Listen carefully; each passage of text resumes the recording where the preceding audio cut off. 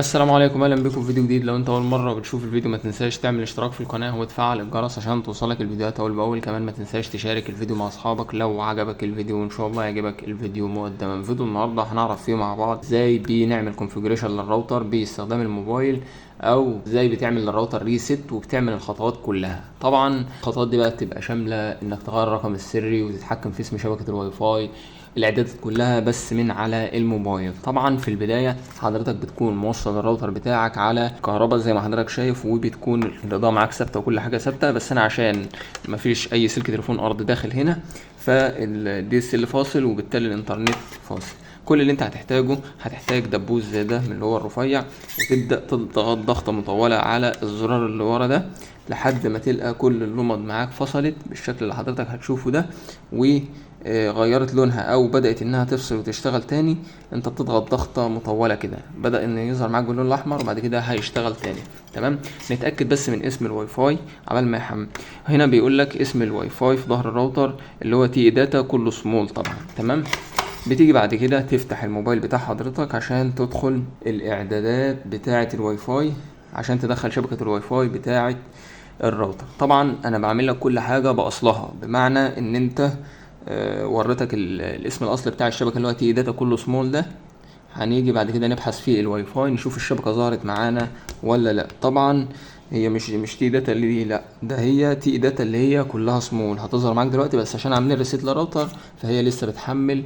لو خدت بالك حتى من الراوتر هتلقى لمبة الباور لسه حمرا، فهي لما الدبلو لان دي بتثبت معاك باللون الاخضر كده تعرف انها حملت معاك وهتظهر معاك على طول ان شاء الله. نفتح بس الواي فاي كده ونستبر عليها لحد ما تظهر. طبعا هي بتغيب بس في الاول كده لان الراوتر بيعمل ريسيت.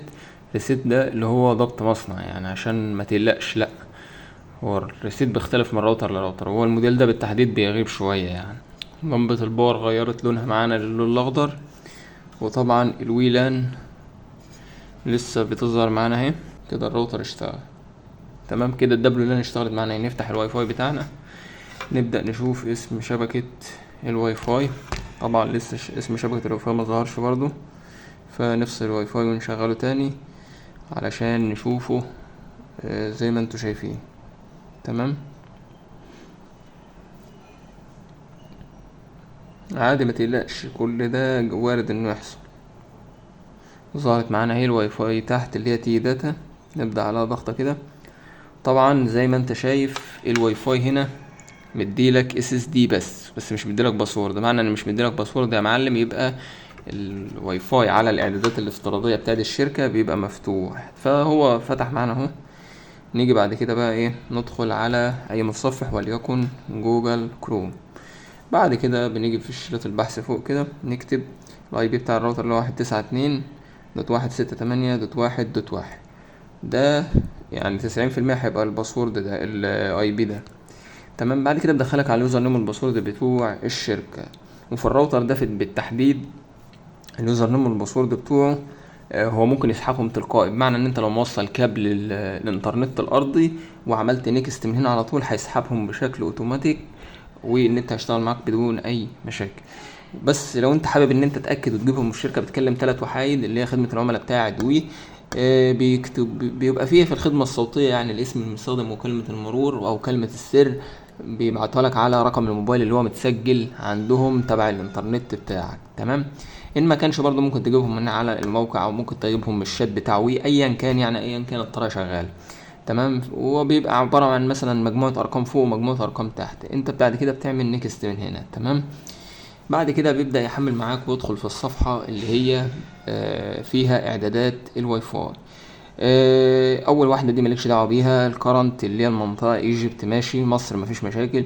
الاسم بتاع الواي فاي تي داتا مثلا، انا وليكن حابب اسميه انجينير مثلا. تمام. بالشكل ده ابلكيشن.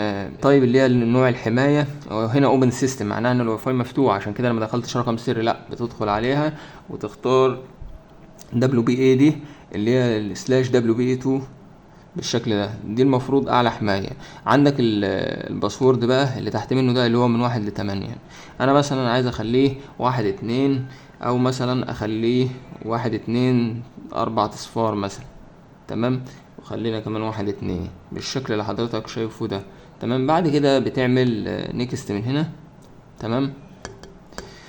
بيبدأ ان يحملك على الصفحة اللي بعد كده. واحد يقول لك طب انا متوصل بالراوتر دلوقتي وايرلس، ازاي انا بغير رقم السر؟ لا عادي، وانت تغير رقم السر بدليل ان الواي فاي طلع قدامك اهو، وهنبدأ ان انا اوصل تاني. بس هو هنا توصل على شبكة واي فاي بتحت تانية اللي هي عندي يعني. بتبدأ تدخل برضو من هنا وتيجي على شبكات الواي فاي اللي هو هيحملها بقى بالاسم الجديد. احنا كنا مسمينها ايه؟ انجيني، صح؟ ظهرت معاك تحت اهي. الرقم السر بتاعها كان كام؟ كان المفروض 1 2 4 و 1 2. تمام. وتعمل صح من هنا اللي هو اتصال.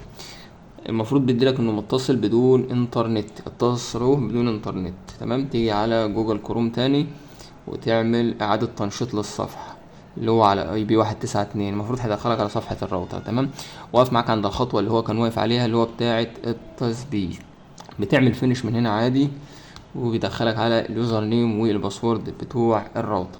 ده كان فيديو سريع كده حبيت ان اشاركه معاك، اتمنى يكون عجبك، وحابب اوصيك بالاشتراك في القناة وتفعيل الجرس عشان توصلك الفيديوهات اول باول. وشكرا ليك على المشاهدة.